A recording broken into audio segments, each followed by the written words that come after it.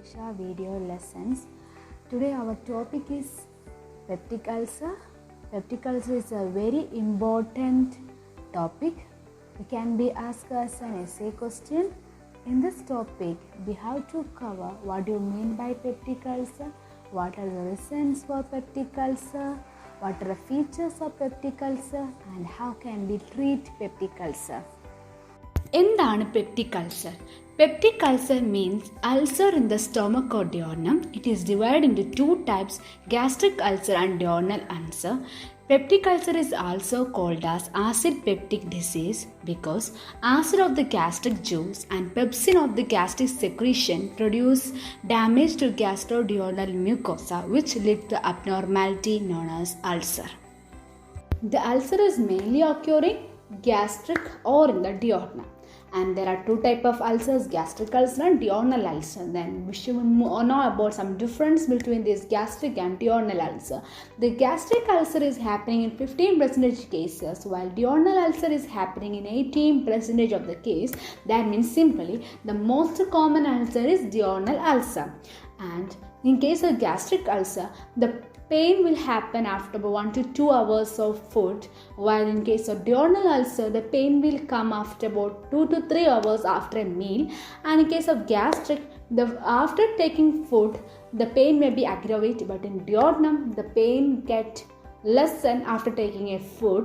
And the vomiting is common, and also vomiting of blood is also common in gastric ulcer, while the vomiting of blood or the vomiting is uncommon. Whereas if there's something chronic complication happen, it is mainly seen as melena. Moving on to pathophysiology. What are the reasons that create peptic ulcer? The first and foremost reason is the decreased mucosal barrier. Then what do you mean by this mucosal barrier? This mucosal barrier is a defense barrier of the stomach that separates the bicarbonate rich secretion of epithelium from the acidic content of stomach. And this allows the pH of the epithelial cell to remain alkaline.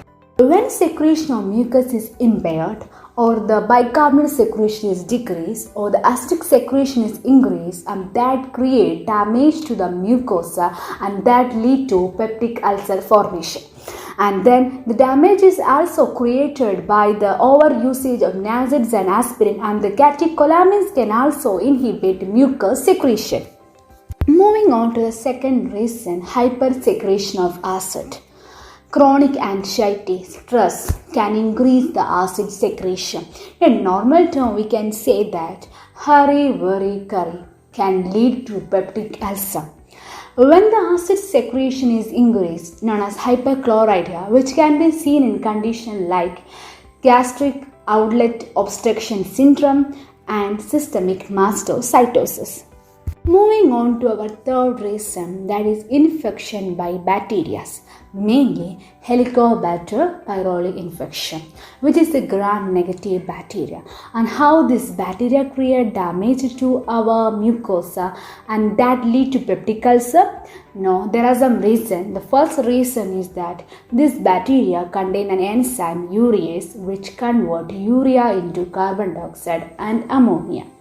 And this ammonia buffers the acid secretion.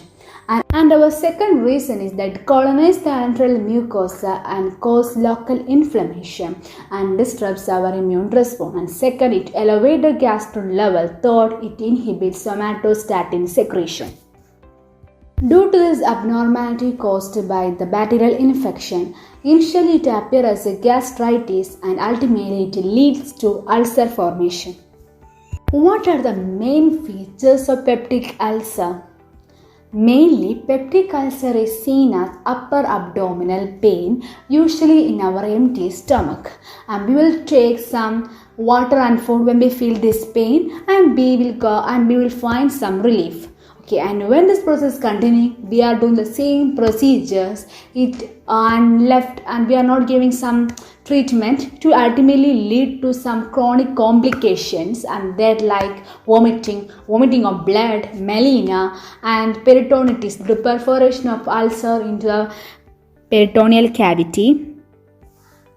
How can we treat peptic ulcer?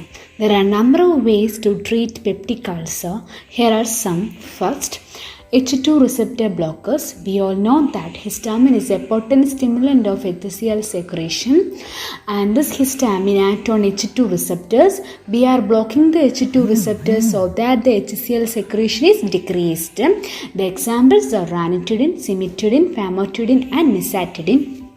Second is proton pump blockers. That is, we are blocking the H plus K plus ATPase, which is very important for the acid formation. Thereby, we are inhibiting the acid formation. An example is omeprazole. And third method is sucralfate, which have very ulcer healing property, which will form a protective layer on the ulcer.